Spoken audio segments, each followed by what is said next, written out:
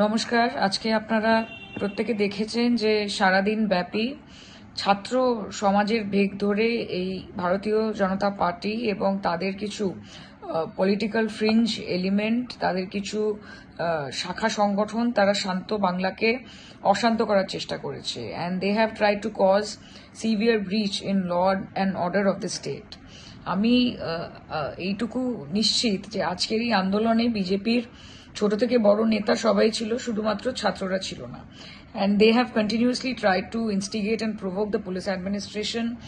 তাদের ওপর পাথর ছুঁড়ে, তাদের ওপর চড়াও হয়ে, কিন্তু পুলিশ অত্যন্ত ঠান্ডা মাথায় আজকের গোটা সিচুয়েশনটাকে হ্যান্ডেল করেছে।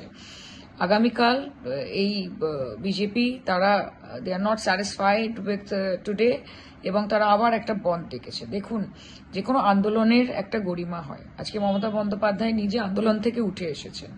কাজে এতদিন ডাক্তারদের যে আন্দোলন, সেই আন্দোলনের গরিমা, সাধারণ মানুষ রাস্তায় নেমেছেন সেই আন্দোলনের গরিমা, সিভিল সোসাইটির আন্দোলনের গরিমা, আজকের এই বিজেপির গুন্ডা বাহিনী যে তাণ্ডব চালিয়েছে, তারা কিন্তু এই আন্দোলনের গরিমাটাকে পুরোপুরি ধূলিসাৎ করে দিয়েছে। আজকে একটা মুভমেন্ট, সেই মুভমেন্ট থেকে সমগ্র ভারতবর্ষে হয়তো একটা পজিটিভ চেঞ্জ আসতে পারত।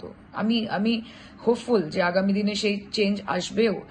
কিন্তু এই গুন্ডা বাহিনী, এই হুলিগানরা এবং এই ভারতীয় জনতা পার্টি, তারা একটা মুভমেন্টকে পলিটিক্যালি হাইজ্যাক করে নোংরা রাজনীতি করছে, এবং এই বন্ধ হচ্ছে তারই আরেকটি নমুনা।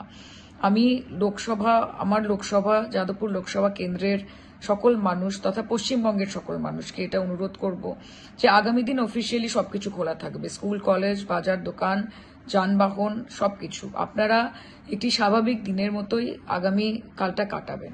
আপনারা ভয় পাবেন না। কোনো রকমের ঝামেলা হলে, কোনো রকমের অসুবিধে হলে পুলিশ প্রশাসন তারা আপনাকে সুরক্ষিত রাখতে দায়বদ্ধ, এবং তারা তাদের কাজ করবে।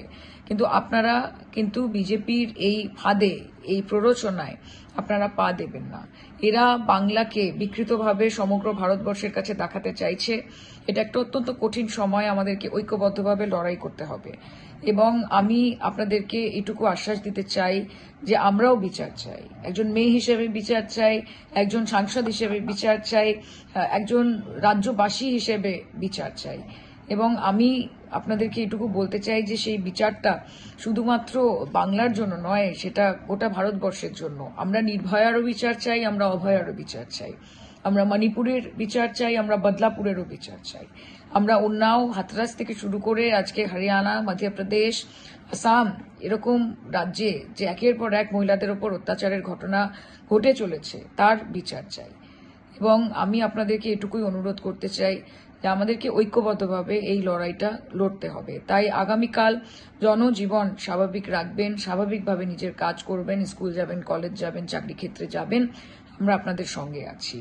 এবং আগামীকাল আপনারা জানেন যে পশ্চিমবঙ্গ তৃণমূল ছাত্র পরিষদের প্রতিষ্ঠা দিবস। আমরা প্রত্যেকে সেখানে উপস্থিত থাকব, নেতা উপস্থিত থাকবেন, নেত্রী উপস্থিত থাকবেন, এবং আগামীকাল আমরা পুনরায় এই শপথ নেব যে এই শান্ত বাংলাকে আমরা কাউকে অশান্ত করতে দেব না।